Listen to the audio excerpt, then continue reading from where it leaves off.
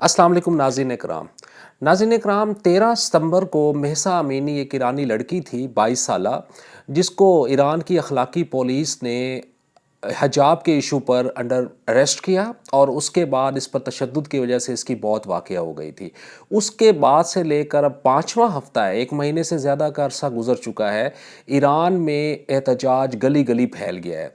ये एहतजाज स्कूलों कॉलेजों से होता हुआ यूनिवर्सिटी के तलबा के हाथ में आया और उसके बाद इन्होंने इस एहतजाज में पूरे हर किस्म की वर्किंग क्लास को अपने साथ शामिल कर लिया।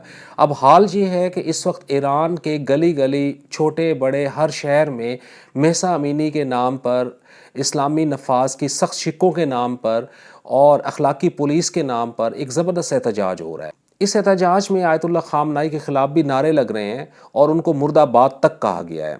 अब आपको मैं ये बताता चलूँ कि आयतुल्लाह ख़ामनाई जो है, ये सदर उनके इब्राहिम रईसी जो हैं, उनसे भी ताकतवर हैं। ये सुप्रीम लीडर समझे जाते हैं और सुप्रीम लीडर वो ओहदा होता है कि जो सदर को भी हुक्म जारी कर सकता है। अब ईरान में सूरत हाल नहायत ही गंभीर होती चली जा रही है। अब आज के रोज़ एक एवन प्रिजन जेल है ईरान की, तेहरान उनके कैपिटल के अंदर, और ये जेल बड़ी बदनाम ज़माना है। और इस जेल की खसूसियत ये है कि यहाँ पर वो अपने डिप्लोमेट्स और बिलखसूस वो लोग जो डबल नेशनलिटी होल्डर्स होते हैं, यानी कि काफ़ी सारे अमरीकी और बरतानवी शहरी जो ईरानी शहरी थे, ईरानी नस्ल थे, लेकिन जिन्होंने अमरीकी या बरतानवी या यूरोप के किसी कंट्री की शहरियत हासिल कर ली थी और वो किसी मसले मसाइल में आए, तो वो इस जेल में ईरान उनको रखता है। अब ये जेल बड़ी नटोरियस है, बड़ी बदनाम ज़माना है और इसमें बहुत सारे पॉलिटिकल प्रिजनर्स भी हैं। अब आज उसमें आग भड़क उठी, शूटिंग हुई, 4 बंदे हलाक हो गए। जेल की आग पे और मसले पे तो काबू पा लिया गया, लेकिन अभी तक अनक्लियर है कि ये महसा अमीनी के वाक़े के साथ ये प्रोटेस्ट जुड़ता है कि या नहीं जुड़ता। लेकिन बज़ाहिर यूँ लग रहा है कि ये एहतजाज उनकी सख्त सिक्योरिटी को भी ब्रेक करता चला जा रहा है। अब ईरान एक ऐसा मुल्क है जिसको अपने कल्चर पर, अपने ख़ित्ते के अंदर तमाम मुल्कों पर सबसे ज़्यादा फ़ख्र है। कबूल इस्लाम से पहले इसका नाम फ़ारस था और ये बहुत बड़ी सुपर पावर मानी जाती थी। इस्लाम यहाँ पर आया और उसके बाद 1979 में यहाँ पर इस्लामी इनकलाब आ गया था। अब इस्लामी इनकलाब के बाद से लेकर आज तक महसा अमीनी का जो एहतजाज हो रहा है, इसको सबसे बड़ा एहतजाज माना जा रहा है और उसकी एक वजह है। उसकी वजह ये है कि इस एहतजाज में जब स्कूल जो कॉलेज से होता हुआ यूनिवर्सिटी के तलबा के हाथ पहुँचा और फिर उसके बाद तमाम तबकात इसमें शामिल हो गए। इसमें उनके हर तबके के लोग, और ये बड़े शहरों से छोटे शहरों और फिर गांव गली मोहल्लों में ये फैल गया है। हर जगह हुकूमत के ख़िलाफ़ नारे लग रहे हैं। महसा अमीनी का जो एक्ट था उसके ऊपर बात हो रही है और सख्त रिफॉर्म्स करने की कोशिश की जा रही है। एहतजाज वाले अब ये भी डिमांड कर रहे हैं कि आयतुल्लाह ख़ामनाई इस मुल्क का और इस वाक़े का ज़िम्मेदार है। अब ईरान के अंदर एहतजाज की ये तारीख जो है, ये इससे पहले 2009 में भी एक बहुत बड़ा एहतजाज हुआ था।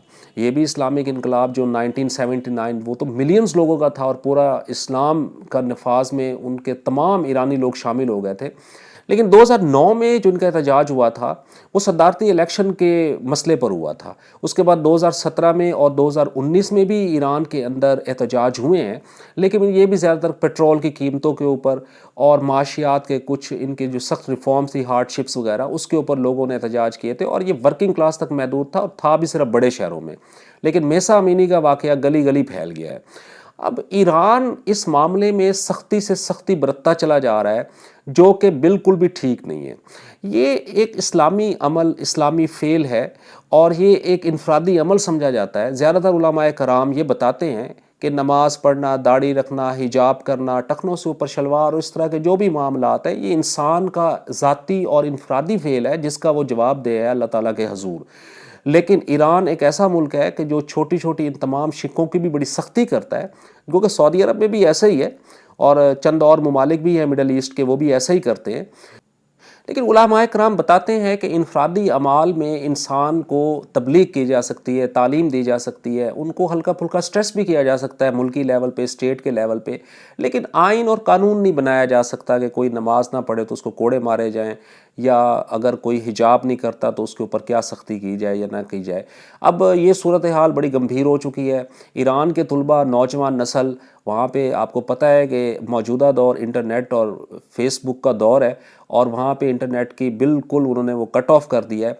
अब ये सेटेलाइट के थ्रू से اور باقی کچھ سورسز کے تھرو سے یہ خبریں ہم تک پہنچ رہی ہے کہ ایران میں معاملہ بڑا نازک ہے، اور وہاں پہ ابراہیم رئیسی صاحب اور ان کے جو چیف جسٹس ہیں اور بالخصوص آیت اللہ خامنائی جو ہیں وہ کہتے ہیں کہ سختی سے اس معاملے کے ساتھ ہم نمٹیں گے، لیکن یہ سختی جو ہے یہ لگتا یوں ہے کہ 1979 کے انقلاب کے بعد ایک نیا انقلاب کا بیج بونے جا رہے ہیں یہ اپنے ہاتھوں سے، اور یہ احتجاج جو ہے آنے والے دنوں میں یوں لگتا ہے کہ ایک انقلاب، ایک نیا انقلاب ایران کے اندر اس کی راہ ہموار کرے گا، اور یہ انقلاب ہرگز اسلام کے خلاف نہیں ہوگا، نہ ہی یہ ایرانی کلچر، ایرانی ثقافت کے خلاف ہوگا، بلکہ یہ ایران کے اندر جو سختی کا جو عمل ہے جو بڑی دہائیوں سے لوگ بھگت رہے ہیں یہ اس کے خلاف ہوگا۔ گو کہ یہ اسلام کی شکیں اور اسلام کی یہ چیزیں بالکل ٹھیک ہے، لیکن ان کا جو نفاذ کا جو طریقہ ہے اس کے اوپر انگلی اٹھائی جاتی ہے کہ یہ بالکل ٹھیک نہیں ہے۔ اب آنے والے دنوں میں دیکھتے ہیں کہ اس کا کیا ہوتا ہے، اور میں آپ کو اس معاملے میں اپڈیٹ کرتا رہوں۔